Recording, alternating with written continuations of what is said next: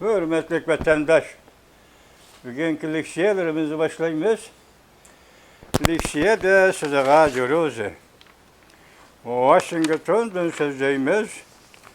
Bugünkü sılağa 2026 yıl 8. ayının 17. günü düşenbe vatandaşlar. Bugünkü vaziyetimizin esas Amerika Koşmuş Ştatlarının prezidenti Donald Trump. Bundan 10 gün buran, yani 8. ayının 7. günü imzalanan Arabistan-Mekke kelişimi. Mekke kelişimi, Pakistan, Türkiye, Suudi Arabistan. 3 devletin birleşme müdafaa kelişimi. Müdafaa birleşme kelişimi imzalanğanlığı 10 gün ötkendan keyin Prezident Donald Trump mundaq ko'rsatdi, isboti bildirdi. Amerika Qo'shma Shtatlari bu kelishimga isboti bildirdi. Amerika Qo'shma Shtatlarining prezidenti Donald Trump isboti bildirdi. Prezident Donald Trump mundaq ko'rsatdi. Bu kelishim O'rta Sharq bilan ittifoqlashishi qarab yuzlanganligini ko'rsatib berdi. Her qaysi devletler endi texmu ahmiyetlik bir halda özünü özü bemalol qo'g'dayalaydi. Hamda bu kelishimning ahmiyati intayin zo'r. Belki cho'ng yuraklik bilan tashlangan eng muhim bir qadamdir. Bu kelishimning ahmiyati intayin zo'r. Belki çoğun yüreklik bilen taşlanğan bir qadamdır. Biz adette aytıvatqan O'rta Sharqdagi bu devletler, mesela O'rta Sharqda ta'siri var devletler. Mesela bunun içinde Pakistan hem Arabistan'ın müdafaa işleriga uzundan bir yordamlashib kelavatqan devlet. Türkiye O'rta Sharqda ta'siri var. Şundaq hazır G'arb bilan NATO'da hamkorlashgan. Bunaqla Türkiye İslam diniga ishonadigan lekin madaniyatlik, G'arbcha madaniyatlik bir davlat. Bular hazır ittifoqlashdi. Bir yerga keldi. Vatandaş Amerika Qo'shma Shtatlari prezidenti Donald Trump yuqoridagi isboti bildirdi. Intayin zo'r ahamiyatga ega. Yüreklik bilen taşlanğan bir qadamdır. Suudi Arabistan, G'arbiy Osiyo devleti vatandaşım. Türkiye, G'arbiy Osiyo, yani Kichik Osiyo devleti vatandaşım. Pakistan, Janubiy Osiyo devleti. Biroq Pakistan, Uyg'uriston orqali O'rta Osiyoga chegaradash, bevosita chegaradash devletler. 19. asr ve 20. asr O'rta Osiyo ve O'rta Osiyoning atrofidagi devletler Rus bilan Xitoyning ittifoqi yoki Rus bilan Xitoyning birlashgan holdagi diplomatik siyosatning ta'siri ostida qoldi.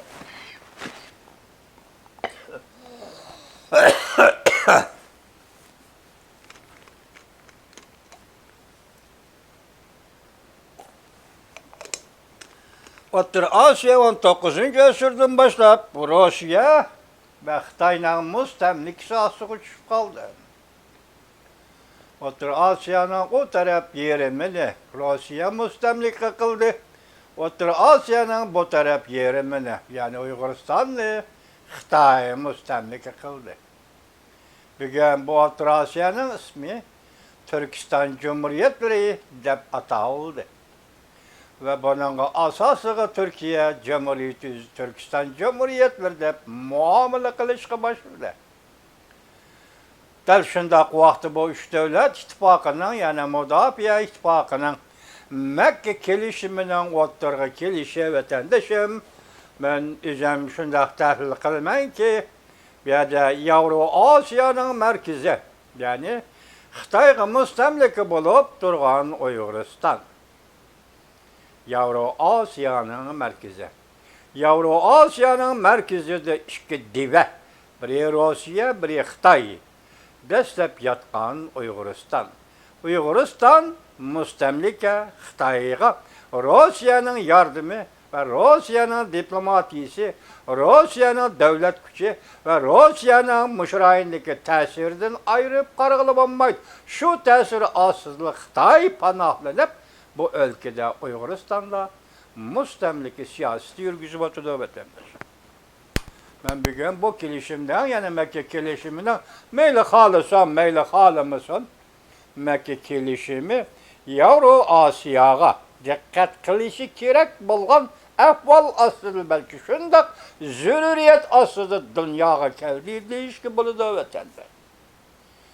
Çünkü bir adı başlayıp Rusya ile Xitay'la Yavru Asya merkezi turu bilişi bütün dünyanın mevcutluğu, bütün dünyanın özüge ilgi buluşu başta aytqandak Prezident Donald Trump degandek otur şərqlər qaysı dövlətlərimdi özü qoğdaşqı ilgi bola alaydı və bu yolda taşlanğan bir qədəm, uluq bir qədəm dəb görsətkinizdək vətəndaş bu üç dövlətlə bu kilişimi, Məkkə kilişimi Avro-Asiya siyasətinə qandaq təsir göstərdi. Yapmanımışıya da vətəndaş, Avro-Asiya siyasi qandaq təsir göstərir. Yani Avro-Asiyada bütünü çın desəb turvağa Rus bilən Xitayla əsrlərdən bir ki, yani 19-cu əsr, 20-ci əsr demirik, siyasiyə qandaq təsir göstərir. İhtimal da o belki. Belmiş o vaxt Rusya Federasiyası Prezidenti Vladimir Putin Irak şərqdə işləri mahcup oldu. Yaponiyanın əsrlik Yaponiyanın 4 aralığı çıxıb elib və Yaponiyanı düşmən deyə atıdı. Belki bu ziddiyetni Irak şərqə borib etiş. Xuddi 1904-cü ilidikidək Irak şərqə borib etiş. Xuddi 1895-ci ilidikidək Irak şərqə borib etiş. Belki Orta Asiyada və müşrayindən bu vəziyyətni Irak şərqə borib etiş üçün Prezident Vladimir Putin Yaponiyanın şimalidəki 4 aralığı çıxıb özünü koz-koz qıldı. Dövlət gücünü koz-koz qıldı. Əfsus ki, bu dövlət gücü bugün tamamen halakətli yüzlənən Rusiyanın dövlət gücüdür. Belki 6-7 atom bombası. Onun iskilatını saklavatqan buluşu mümkün. Belki şunun otayını popoza qılışı mümkün. Bugün Irak şəhər onun popoza qılışı Cungo, Çavşan, Rusya. Çavşan tağaşkar arlaşqanımı yok. Cungo, Rusya. Aeroplaları Yaponiya denizine aylanıp yürgen Cungo, Yaponiya harbi parxotları Yaponiya denizinde xires peyda qılıp yürgen muşundaq çağda Vladimir Putin'den bu məqsidi belki vəziyyətni Irak şərqi borib etiş belki işqa aşmaydı. Yaponiya en dikkat götürdü, baş götürdü Yaponiya. Bunda kılışkım yol koymaydı. 1904-cü il Rusya-Yapon uruşu, 1895-ci il Mənçin və Yaponiya uruşu. Şu vaxtda, şu dövrdə şula yüz bergen idi. Bugün elde biz görümüz ki, vətəndaşım, üç devlet Türkiye, Pakistan, Saudi Arabistan oturdu, yani Mekke'de imzalanan bu kilişimden hazırki real ehmiyeti doğrusu da Prezidentimiz Donald Trump'dan nemi digerliğini görüp öttünüz vətəndaş. Biz şu asası müşünçilik təhlil yürgüzdük. Yani başka takımı çonkurlap bir nemi digerli olmaydı o vətəndaş. Vəziyyət ətrafının vəziyyəti, şuraylarının vəziyyəti qanda tərəqqi qılıdı. Şununla asla görülmesi vətəndaşa. Endi siz müşününə münasibətli qalda. Bugün qısqa xəbərlərdən xəbər tapacağız vətəndaş. Bu xəbər 8-ci ayının 17-ci günü xəbər. Dikə xəbər. 16-cı gündəki tünügünkü xəbərimiz mi? Belki kuşup, müştərinin həmmisini anlatışımız mümkün vətəndaşa. Tünügü aldınlar çıxanmaya qaldıq. Özür. Hep o sırayma vətəndaşlar. Qısqa xəbər 8-ci ayının 17-ci günü təəlluq. Prezident Donald Trump Şərq-Şimal Asiya geopolitik siyasını özgertti. Cenubi Koreya bilen elip barılan manevradan ketim sanını ve kölem kanligini azayttı. Erkillik birinci torbet 8. ayının 17. günü. Amerika armiyası kayıtıp geldi. Amerika armiyası avamatikası aldırap Asya'dan çekindi. 8. ayının 17. günü Cenubi obzorı.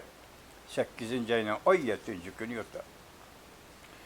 Yani bir haber çöçüde tuyuksuz agahlandırış. Beijing en xatarlik ahvallağa tayyarlık ilişki başladı. Esmauza cemiyet davalgışı yitip geldi. Xi Jinping hüccet tarqattı. Bulançılık başlandı. Beijing avval tertipsiz bir jaryanı kirdi. Xususi şirketlerden askeri ilişki başladı. Beijing'in chet eldeki punktleri Prezident Donald Trump'la kollaşka başladı. Ümit sadası 8. ayının 17. günü 2 saat ilgili YouTube edenler. Endilikte yukarı tahlilimiz kıskısa tahlilimiz münasebetlik haberini özüge kelimiz vatandaşım. Otur şartı 3 devlet müdafiye kelişimi imzaladı. Ve Amerika Koşmuş Ştatları Prezidenti Donald Trump'dan kan yeni ifade bildirişi. En yeni ifade bildirişi. Şu mikrofonum taşımana masış vermeydi deme vatandaş. Amerika Koşmuş Ştatları Prezidenti Donald Trump'dan en yeni ifade bildirişi. Mavzulu haber 8. ayının 17. günü ben ve orbiti ilan kılındı. Haber bunda başlandı. Amerika Koşmuş Ştatları Prezidenti Donald Trump. Bunda görsetti. Ben dedi Prezident Donald Trump. Saudi Arabiya, Türkiye ve Pakistan üç devletle yakında imzalanan devlet müdafiye kelişiminden beşal buldum. Prezident Donald Trump şundak görsetti. Tekrarlayayım vatandaş. Ben dedi Prezident Donald Trump. Saudi Arabiya, Türkiye ve Pakistan üç devletle yakında imzalanan devlet müdafiye kelişimidir. Beşal buldu. Fransiya matbuatımın da görsetti. Haftanın birinci günü yani 8. ayının 16. günü Yekşembe. Amerika Koşmuş Ştatları Donald Trump sosyal medyasında fikir kılıp bunda görsetti. Saudi Arabiya, Türkiye ve Pakistan üç devletle yakında Mekke Birleşme Müdafiye Kelişimi imzalaganlıgıdan beşal buldu. Prezident Donald Trump bunda görsetti.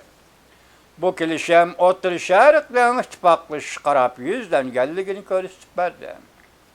Her kaysı devletle embettekeme ehmiyetlik bir halda özünü bimalal qoğdiya alaydı. Hem de bu kelişimnin ehmiyeti intayin zor. Belki çoğun yüreklik bilen taşlangan en mühim bir kademdi. Çoğun yüreklik bilen taşlangan en mühim bir kademdi.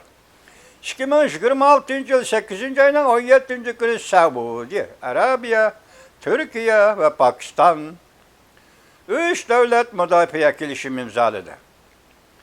Pakistan Tashqi İşler Ministerliği mındak görsetti. Bu kelişimden imzalanışı her kandak bir kelişimge katnaşkan devletke kılıngan her kandak bir hücumdan Moşu kelişimge aza başka devletlerge kılıngan hücum dep kararıldıqallıqıdan direkt biridir. Bu kelişim kollektif tehditli küçeytişini maksat kılıdır. Kelişimde kollektif bexatarlikni küçeytişte ortak tilişçallık görüstüdüqallığı ilan kılındı. Bayanatılar. Hem de bu rayınla ve başka rayınla teşliği bexatarlığı ve muqimliğini ilgili söylediğini ilan kıldı. Kelişimden bayanatı da hem de bu rayonun ve başka rayonun tençliği, bexaterligi ve mukamlığına ilgili söylediği ilan kılındı. Bu üç devlet yani okşaşlar Amerika ve İran oturusuzdaki dokunuş niyal kılışkı ortak tırışçallık görsünler. Bugünkü haberimizden cevherim bir şey de betenler. Suudi Arabistan, Türkiye, Pakistan üç devlet Mekke müdafaa kelişimi imzaladı. Amerika Koşmuş Ştatlarının prezidenti Donald Trump ahmiyeti intayı zor dedi. Ben bu kelişimden imzalanğanlığından baxşal boldum dedi. Amerika Koşmuş Ştatları prezidenti Donald Trump yana şundaq dedi. Bu kelişimden ahmiyeti zor. Ondan bu kelişimni imzalaşqa qatnaşqan devletler çoğun yüreklik bilen en mühim bir kadem taşladı. Endi yani ekranğa qaytgıleyle kısa haberlerimizge vatandaş. Ekranda partiye yani Cumhuriyet Partisi qartıldı. Partiye vaqt toştu. Bugün gumram bulup yipsap bugün keçiringlar. Bu gumram buluş hesaplanmasa yani nime gumram buluş bulup hesaplanır. Yani dedi ki obzor şey bugün vaqt toştu Cumhuriyet Partisi sana. Eğer bu gumram buluş bulup hesaplanması yani nime gumram buluş bulup hesaplanıda nazar. Romya'nın 8. ayının 17. günü. Prezident Donald Trump kolunu boş tutup azatlık armiyaga taqabıl turuştu oylaştı.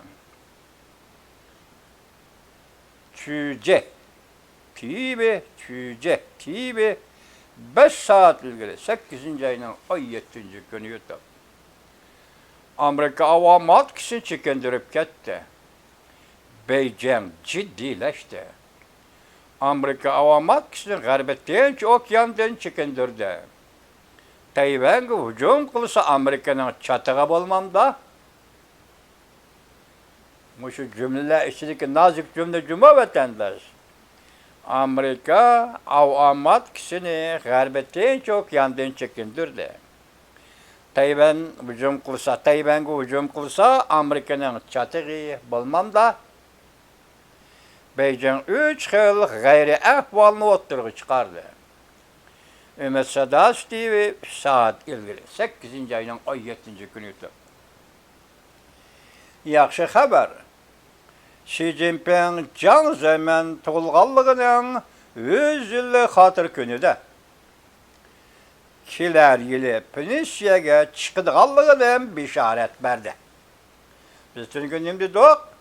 Mesela Uyguristan meselesi, Tibet meselesilik meselelerini Xi Jinping öz aldığı üzere hal kılamda kandak. O herkes Uyguristan'da sadır kılgan cinayeti cezaları ve Uygurların kırgın kılıştan ibaret bu cinayetini höddüge almaydı o, hem itiraf kılmaydı. Şunun için ikinci bir kol gelişi gerek. Yani Uyguristan'da cezalarına katnaşmayan ve onun kuruluşuna kol salmayan ikinci bir kol. Çünkü Kompartiyasının sekreteri ve devletin reisi gelişi gerek. Bunun Xi Jinping makul demdi yok, dedik. Aralıkta 21. kurultay diyene sayılır ben dedi. 22. kurultayını başkalar kanunsuz kurultay dedi. Muşların hemmesi bulunup geldi. Endi bugün 17. günü Beijing'de ötküzüldü ki Jiang Zemin tuğulğanlığının 100 yıllığını hatırlaşığını vatandaş. Bu yığınğa Hu Jintao çağırılmadı. Li Riyuan çağırılmadı. Li Riyuan siyasi kengeçten, sabık siyasi kengeçten başlığı çağırılmadı.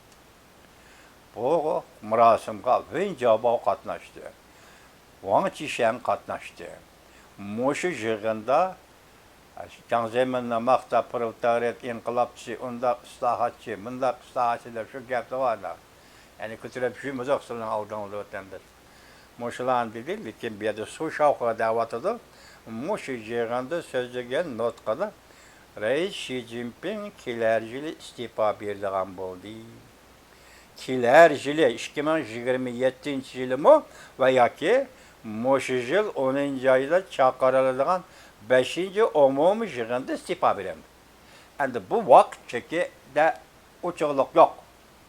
Efendim, ümidi şıkıl gayre. Yaxşı xabar Xi Jinping Çağzayman to'lganligining 100 yillik xotir kunida kelar yil pensiyaga chiqadiganligidan bishorat berdi. Peshqadamlar kollektiv holda uni bu so'zini nazorat qiladigan bo'ldi. Tanqid So'shavqa 8 oyning 17 kuni yotib o'tganlar. Yaponiya vaziri sani tekeçi bir keçide teminleş liniyasını üzüp taşladı. Şu haman Cungo her bir sanatının tomori üzüldü, kesildi. Burası.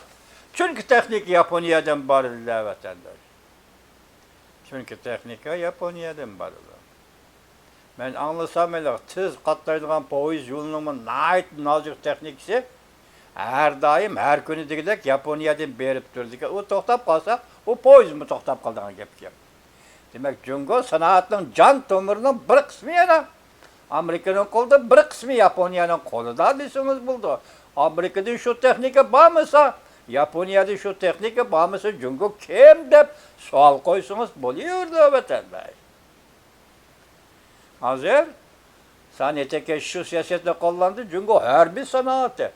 Jungo burada tıpırlap oturalmaydigan sanatı. Çünkü uruş kılman davadı dava. Her bir sanatın tomiri yolu kesildi. Android yokur tekniklik stanok. Muşlarının hemmisi Japonya'dan Jungo'na bazara kırdı degan gap.